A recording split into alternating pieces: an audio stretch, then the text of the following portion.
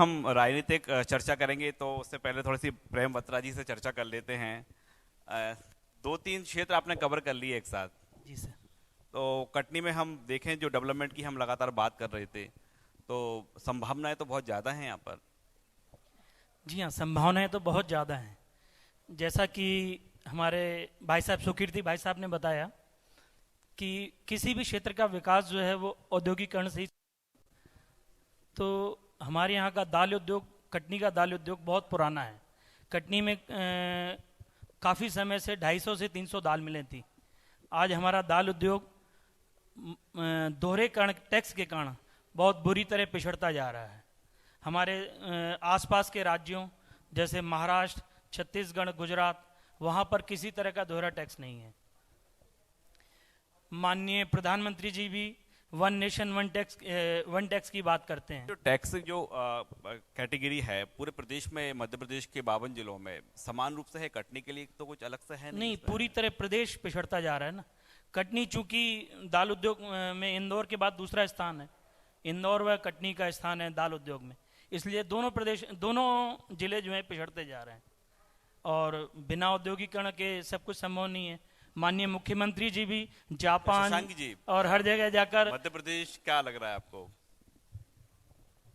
मध्य प्रदेश क्या लग रहा है आपको? मध्य प्रदेश देखिए, बढ़ता हुआ प्रदेश है, पिछड़ता हुआ प्रदेश है, कैसा है? आरोप तो ये लगा रहा है। आज से 20 साल पहले की स्थिति मध्य प्रदेश की और आज की स्थिति आप देखेंगे तो मध्य प्रदेश में पूरा ट्रांसफॉर्मेशन हुआ है।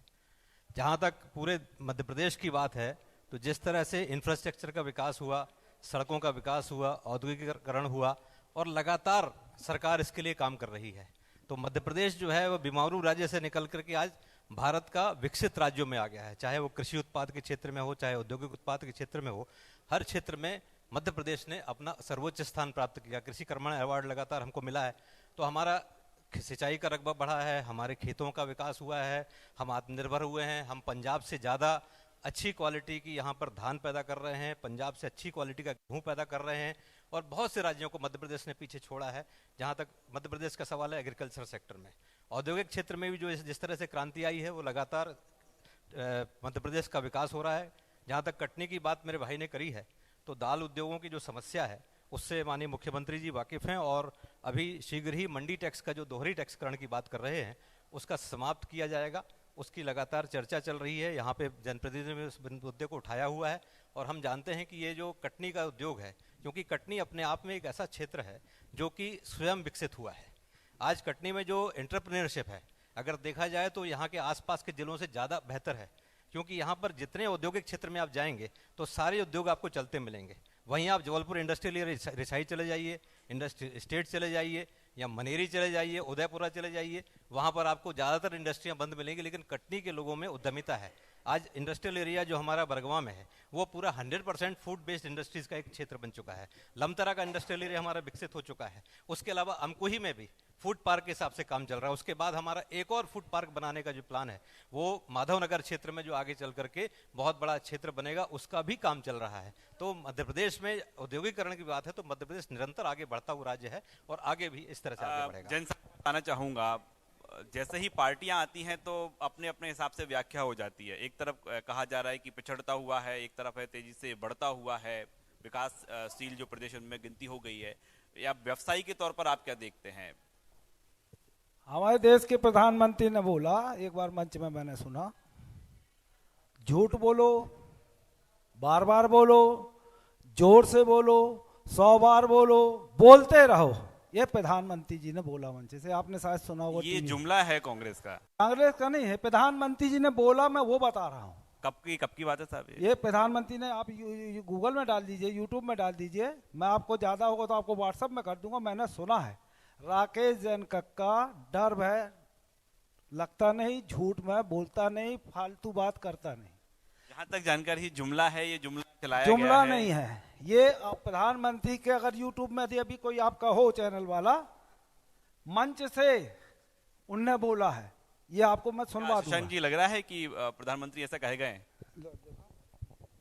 मैं इस बारे में बहुत कुछ नहीं कहना चाहता, मैं सिर्फ इतना अगर ये परमात्मा भगवान श्री का राम का नाम खा के बोल दे, कसम खा के कि प्रधानमंत्री जी ने ये नहीं बोला, तो मैं अपनी बात को वापस लेता हूँ। आप अपनी हम बात आपने इसको कह ली चुनावी है। मंच नहीं बनाएंगे, अब हम आप चर्चा यहाँ पे करेंगे, कोई आपने राजनीतिक चर्चा- बहस आपने पर चर्चा आपने करेंगे। चूंकि हमारी बात को इनसे कंफर्म कराया, इसलिए मैं इनसे बोल रहा हूं कि भगवान श्री राम का नाम खाते हैं कसम, बजरंगबली की हम खाते हैं कसम, ये बजरंगबली श्री राम के नाम की कसम खाते कि राम मोदी जी ने ये शब्द मंच से नहीं बोला। मैं अपनी बात को वापस लूंगा और माफी मांगूंगा सार्वजनिक तौर पर।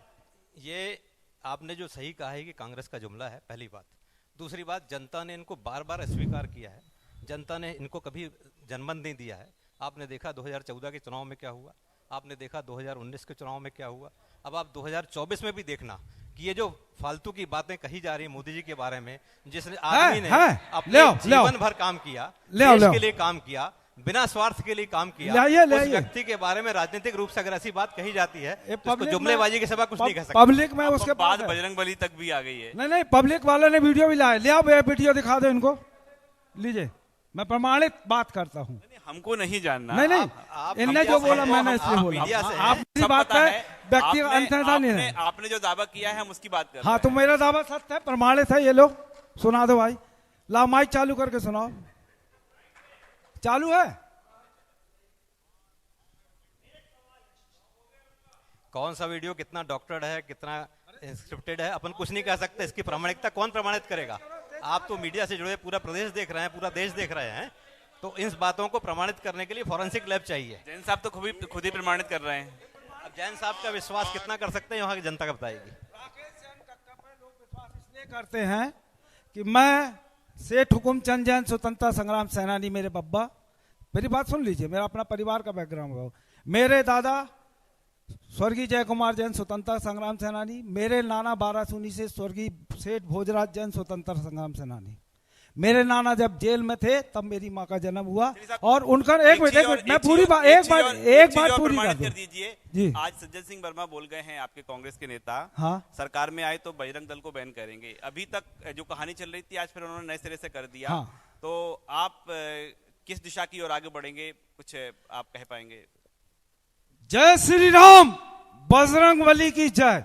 हम हिंदू हैं, सनातन हिंदू धर्म को मानते हैं। बजरंगबली, हम चूंकि अखाड़ा भी जाते थे, हम अखाड़ा लौटे हैं, इसलिए हम बजरंगबली को सबसे ज्यादा मानते हैं, और बजरंगबली हमारे हाथ में लिखा है।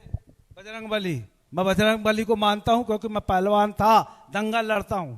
बजरंगबली और बजरंग दल दोनों में जमीन आसमान का फर्क है। बजरंग दल उन असामाजिक तत्वों का दल है जो मात्र गुंडागर्दी करने के लिए पैदा हुआ। सतना में पिछली बार पाकिस्तान से एक बजरंगबली का जो अध्यक्ष था, सदस्य था या जो था, वो पकड़ा गया, उसके लिंक पाकिस्तान से मिले, पाए गए।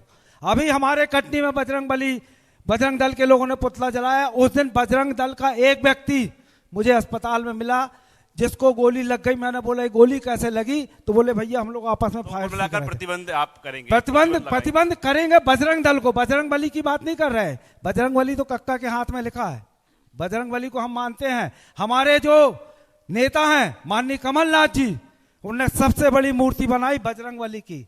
वो बजरंग, अभी हमारे यहाँ जो कल कार्यक्रम हुआ, 500 रुपए में सिलेंडर देंगे, 1500 रुपए महिलाओं को देंगे, तब सबसे पहले हमने हनुमान चालीसा पढ़ा।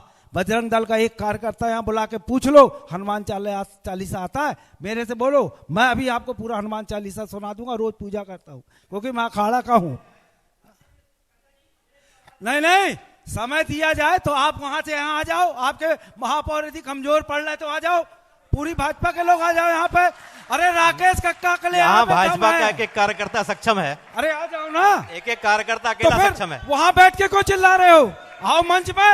अरे राकेश जैन कक्का ने, सुनो, राकेश कक्का ने तो वो बना दिया कि कक्का ओवरब्रिज आज भी लोग मानते हैं, ओवरब्रिज बनवा दिया तुम्हारे। अरे जुमला पूरा शहर जानता है, यही तुम्हारे महापौर जी। जब ओवरब्रिज 2013 में मैंने उद्घाटन किया, बना कक्का ब्रिज कहते, ये नाम बदलना चाहते थे, और लड़कों ने 2016 में वर्षगांठ मनाई, आज तक ब्रिज का नाम कक्का नहीं बदल पाए। अरे बैठ के बैठ के कक्का के सामने नहीं, कक्का को कोई रोकने वाला नहीं है। छोड़ो, अरे छोड़ो, इसको बोलने दो ना। अरे महापौर को बोलने दो, या मंच में आ जाओ। अरे मंच में आ जाओ, मंच में आ जाओ। आ जाओ, तुम्हारा महापौर कमजोर पड़ता तो मंच पे आ चलिए, जाओ। हम कटनी को लेकर चर्चा कर रहे हैं। कटनी को लेकर चर्चा कर रहे बताएं। हैं। कटनी को लेकर चर्चा कर रहे अब हैं। ये करवा लो तो फिर हम लोग शुरुआत आपने की तो नहीं, सबसे तो प्रतिक्रिया वहां से यहाँ से बात करो ना जी। भाई। हम भी बोले हमारे कार्यकर्ता नारे लगाएं, आपका कार्यक्रम की गरिमा खत्म हो। बिल्कुल नहीं, नहीं, आप नहीं चाहते तो उनमें बोलो, या तो ये सक्षम नहीं है तो ये नीचे चले आए, वो सक्षम ऊपर आ जाए। साहब जवाब आप दे सकते हैं। आपसे थोड़ी सर्टिफिकेट चाहिए सक्षमता का। नहीं तो फिर उनको मना करो, मत चिल्लाए। ये नहीं, आप चुनाव, आप भी उनसे मुखातिब होकर बात कर रहा हो, इसलिए वो नहीं, जवाब दे रहे हैं। तो आप चिल्लाओगे तो जवाब क्यों नहीं देंगे? हम कहाँ चिल्लाए? वो चिल्ला रहे हैं ना, आपके जिला अध्यक्ष बैठे हैं, हमें चिल्लाने आपके की जरूरत ही अभिषेक नहीं। ब्लॉक अध्यक्ष बैठे चलिए हैं। साहब, आपकी 2023 को लेकर हाँ। क्या प्लानिंग है? कटनी को लेकर, कटनी को लेकर क्या प्लानिंग है? बजरंग दल बैन होगा क्योंकि वो आतंकी संगठन है। यस। अरे जय श्री राम, जय श्री राम, जय श्री राम, चलिए, जय बजरंग बली। हम कटनी को लेकर बातचीत कर रहे हैं। कटनी अब को आप लेकर शांत करा कटनी लो। को लेकर प्लानिंग्स जानने का प्रयास कर रहे हैं। नहीं, हम सभ्यता से बिल्कुल, बात आप कर रहे तक हैं, भी आएंगे, आप तक सभ्यता भी से आएंगे, बात हम आप करो। तक भी आएंगे। चलिए हाँ। साहब, कटनी को लेकर क्या प्लानिंग है आपकी 2023 को लेकर? कटनी को लेकर हवाई नहीं बताइएगा, कॉन्क्रीट बताइए साहब, कुछ प्लानिंग से हो तो हाँ, बिल्कुल। सुनो। जी जी जी। मैं हवाई बात नहीं करता है ना। मैं पार्षद नहीं, मैं जिला पंचायत सदस्य नहीं, मैं विधायक नहीं। मेरी बात सुन लो है ना। मैं आप एक अपने मिनट, बारे में बहुत कुछ बता चुके हैं, नहीं, सबको एक पता मिनट, है। एक मिनट, थोड़ा सा लेकिन पार्टी के एक बारे में आइए एक ना। मिनट, एक मिनट। मगर मैं जो सोचता हूँ वो करता हूँ। चाहे महाकोल कंपनी की लड़ाई 98 में लड़ा, पार्टी के बारे में वो, बताइए ना, पार्टी मेरी के बात तो सुनो। चाहे ओवरब्रिज की लड़ाई हो, वो है ना। और जो अभी वर्तमान में 2 महीना पहले ठेला टपला हटाए गए रहे, उनकी लड़ाई लड़ी वो। हमारे कटनी में हमारा जो सोच है कटनी के विकास के लिए, हम लोग हवाई बात नहीं करते। हमारी पार्टी ने वचन पत्र बना रही है, उसमें हमारी सबसे पहली प्राथमिकता है कटनी में मेडिकल कॉलेज होना चाहिए। ये हमारी पहली प्राथमिकता है। कटनी में इंजीनियरिंग कॉलेज होना चाहिए, मेरी दूसरी प्राथमिकता है। मेरी नहीं, मेरी पार्टी की। यहां पर कटनी के युवा जागरूक लोग, जो उनको राजनीति से मतलब नहीं, विगत 4-6 महीने से मांग कर रहे हैं कटनी में मेडिकल कॉलेज होना चाहिए, इंजीनियरिंग कॉलेज होना चाहिए, मांग कर रहे हैं। उन्होंने पूरे शहर में पोस्टर पंपलेट लगाए। शहर के प्रेम बत्सरा जी भी बैठे, उस दिन मंच में मैं रहा। मैंने बोला, और मैं सार्वजनिक मंच में बोलता हूं, आज कटनी में महापौर बीजेपी का, कटनी में विधायक बीजेपी का 20 साल से, कटनी में सांसद 30-35 साल से बीजेपी का, सरकार बीजेपी की 18-20 साल से, कैन में सरकार बीजेपी की। तो मांग किससे करोगे? मांग तो उसी से करोगे ना जिसकी सरकार है। भगवान के मंदिर जाएंगे तो भगवान से। कांग्रेस ने क्या किया ये भी उनसे पूछ लीजिए। भाई मैं बता तो ना, आप हमारे थोड़ा कांग्रेस शॉर्ट में- बताइए, शॉर्ट हाँ। बताइए जी। तो हमने वहां पे सार्वजनिक मंच में बोला, बीडी शर्मा प्रदेश अध्यक्ष यहाँ के सांसद है, उनका विरोध करो, उनका घेराव करो, मांग उनसे करो। सरकार है, मांग करो। अगर वो नहीं देते और अगर कांग्रेस की सरकार आती तो सबसे पहले हमारे वचन पत्र में जो कमलनाथ जी ने लिखा बनाया है, उसमें मेडिकल कॉलेज और इंजीनियरिंग कॉलेज सबसे प्रायोरिटी हमारी पहली। अंशु मिश्रा जी भी यहाँ पर हैं, आपके जहन में है कोई कॉन्क्रीट प्लान?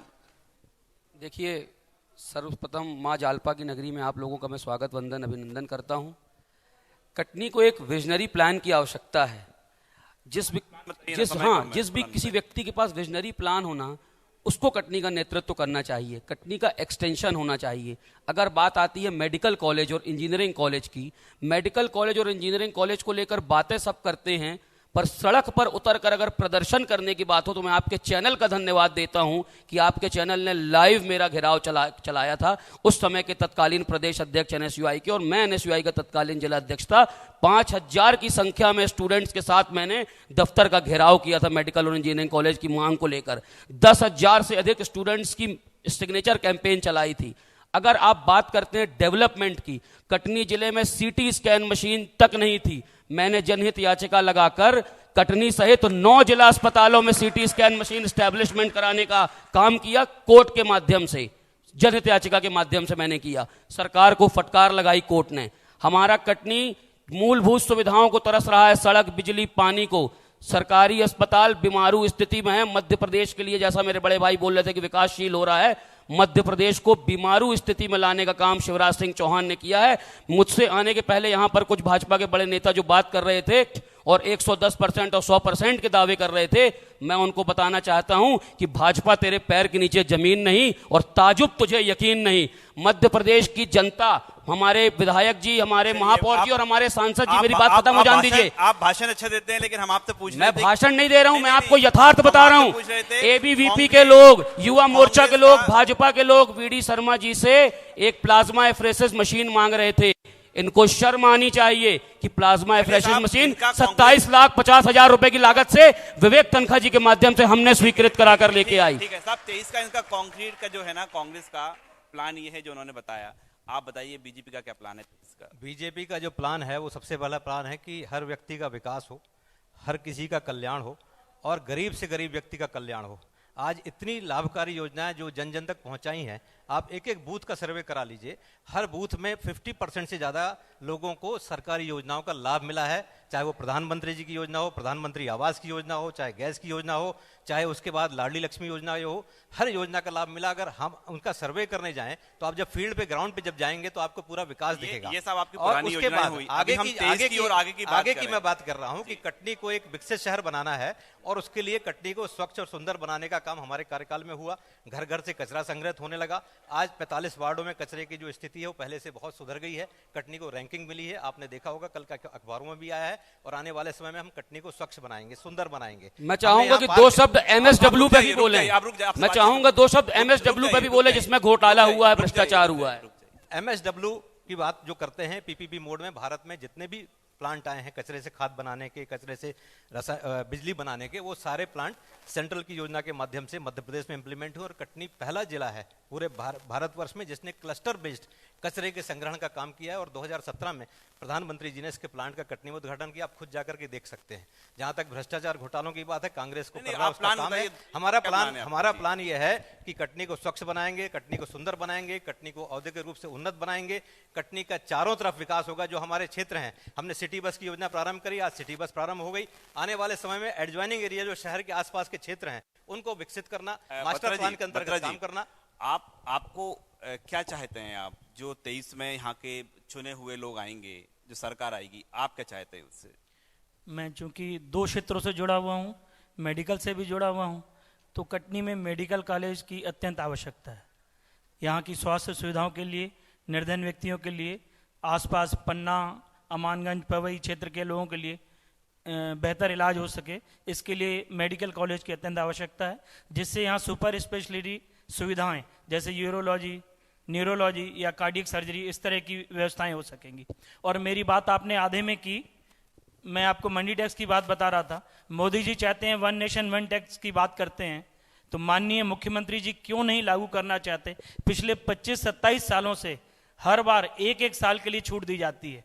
क्या कारण है कि हर बार 1 साल की छूट दी जाती है? और इस बार तो 2018 के विधानसभा चुनाव में उन्होंने 1 साल की छूट दी थी, उसके बाद 4 सालों से ये छूट नहीं दी गई है। इसका क्या, हमें ऐसा कांग्रेस के सूत्रों से भी पता चला है कि कमलनाथ जी भी अपने मैनिफेस्टो में शायद मंडी टैक्स की बात रखने वाले हैं, मुद्दा बनाने वाले हैं। शायद इस मंडी टैक्स के कारण 2 से 3 सीटों का प्रदेश में फर्क असर पड़ सकता है। तो ये सोचते हुए माननीय कमलनाथ जी भी शायद इस तरह का मुद्दा रखना चाहते हैं। बत्रा जी, देखा जाए तो मध्य प्रदेश में सबसे ज्यादा राजस्व वाला जिला कटनी है जी, लेकिन कटनी के जो उद्योग देखे जाएं, चाहे दाल मिल हो, चाहे चूना उद्योग हो, चूना उद्योग जो कटनी के नाम से जाना जाता था वो भी विलुप्त है और दाल मिल भी अब विलुप्त होने की स्थिति पे आ गया है। तो ऐसे में आप दाल मिल व्यवसायी भी हैं, आगे आप लोगों की क्या मुहिम रहेगी? यदि इस तरह की पॉलिसी रही तो काफी मिलें शिफ्ट हो चुकी हैं नागपुर, अकोला या छत्तीसगढ़, रायपुर की तरफ, तो और भी धीरे धीरे खत्म हो जाएगा।